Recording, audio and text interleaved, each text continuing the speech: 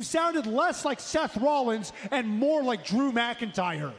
CM Punk goes to war against Seth Freakin Rollins as Raw debuts on Netflix in one of the most highly anticipated matches in recent history. CM Punk goes head-to-head with Seth Freakin Rollins. The time for taking is done. If their chaotic brawl on the December 16th edition of Raw is any indication, the brutal action is just getting started. Brace yourself for the instant classic free FO. Seth Rollins references CM Punk's AEW run ahead of WWE Raw on Netflix ahead of their Showdown on the WWE Raw on Netflix premiere. Seth Rollins has referenced CM Punk's AEW run once again. The January 6th Netflix premiere of WWE Raw will feature CM Punk going one-on-one with Seth Rollins in the main event. This showdown is 10 years in the making, with the two men's animosity stemming from Punk's abrupt departure from WWE back in 2014. On the December 30th edition of Monday Night Raw, Punk and Rollins had a heated and intense promo exchange where Seth referenced his rival working for the competition and asking, "How'd that work out for you?" On January 5th, WWE posted a video on YouTube of Seth Rollins' sit-down interview with Jackie Redmond, going over his history and rivalry with CM Punk. When asked if he believes Punk has changed, Rollins replied, "At some point in the future, maybe there's a version of me that's a CM Punk fan again. I'm not one of those people who's beholden to a specific time or place, who has to feel this way.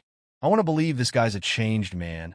I want to believe he's not the same dude who walked out on this company back in 2014. I want to believe those things so I can root for him again, but he makes it really difficult. Everything he's done has indicated to me that in no way has he changed, that it's just this facade he's putting on to make people think he's changed. It's like he needs to rehabilitate his image. Let's be honest. He hasn't had a great last 4 or 5 years. It hasn't been good for him. He has burned a lot of bridges. His reputation has been kind of smeared in specific areas. He comes back into WWE when it looks like all is lost and puts on this show. He's very good at that. That he's mature, he's a different guy. I just don't buy it. Even if it's true and everything he's doing is not a show, and he is a changed man and a better person than he was when he left, I can't move on. The fight has to happen. I want this hatred I have for him. I want it gone. I've tried to let it go time and time again, but every time I see his face, it's just this pain in here as I struggled for so many years after that betrayal. Also announced for tonight's WWE Raw on Netflix premiere, Roman Reigns will face Solo Sikoa in a tribal combat match, and Rhea Ripley will challenge Liv Morgan for the WWE Women's World Championship. Seth Rollins says CM Punk hasn't had a great last 4 or 5 years when questioning whether Punk has changed. I want to believe this guy's a changed man. I want to believe he's not the same dude who walked out on this company back in 2014. I want to believe those. Seth Rollins reveals the root of his issues with CM Punk, reacts to him jumping ship on the root of his issues with CM Punk. Ooh, the root, man. That's deep. It's deep-rooted. This relationship between myself and Punk goes back a long way. 20 years. He's referenced it many times. I did come to him for training. I was a huge fan of CM Punk, no doubt about it. I looked at him, and I saw someone that I wanted to be like. He had a ton of conviction. He was honest. He was kind of a disruptor. He didn't fit the mold. And I saw a lot of myself in that, and that type of personality, that cult of personality, if you will, that's someone that you could become attracted to. And so I looked at him as a hero, as someone that I could follow in his footsteps. He kind of laid out this template, and so I go to him for training. I do my best to kind of live up to his expectations. I see what he's doing. We have a very similar path as far as what led us to WWE, making our name for ourselves in the Midwest independent scene, on Punk vouching for him to get in the door to WWE, and then finally getting to WWE. It was a difficult road for him the whole time. And I was there watching, rooting him on, wanting the best for him because I felt if he did well, it was an opportunity for everyone else behind him like me to follow in those footsteps. And that's what happened, and he vouched for me. He helped get me in the door, WWE, when I was on the chopping block. All that stuff that he said was absolutely true. And then I got up to WWE, and it was my dream job. I was on the road all the time. CM Punk and I were on the same shows. He was helping me after my matches.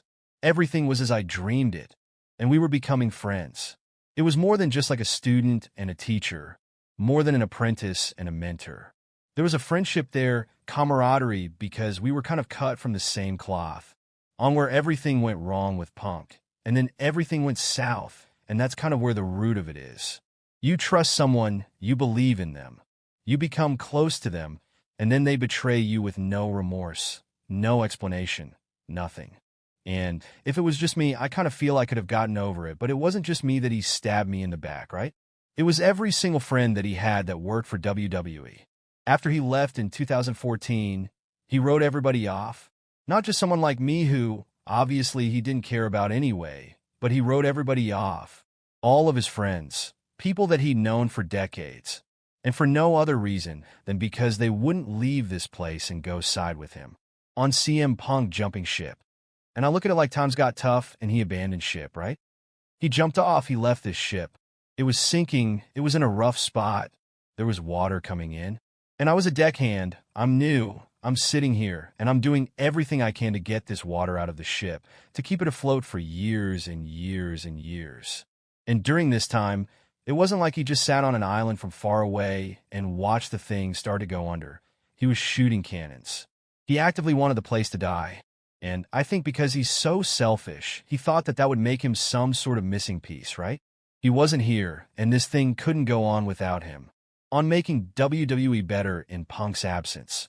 But something happened in his absence. We put the ship back together. Not only did we put the ship back together, we built it bigger than it's ever been. And then a decade later, after everything he tried from the outside failed, he wants to come back onto the ship. And he thinks that it's just frozen in time and we all are in the same roles. And he can just look down and talk down to everybody who was in those positions before. But I'm not a deckhand anymore. I'm the captain.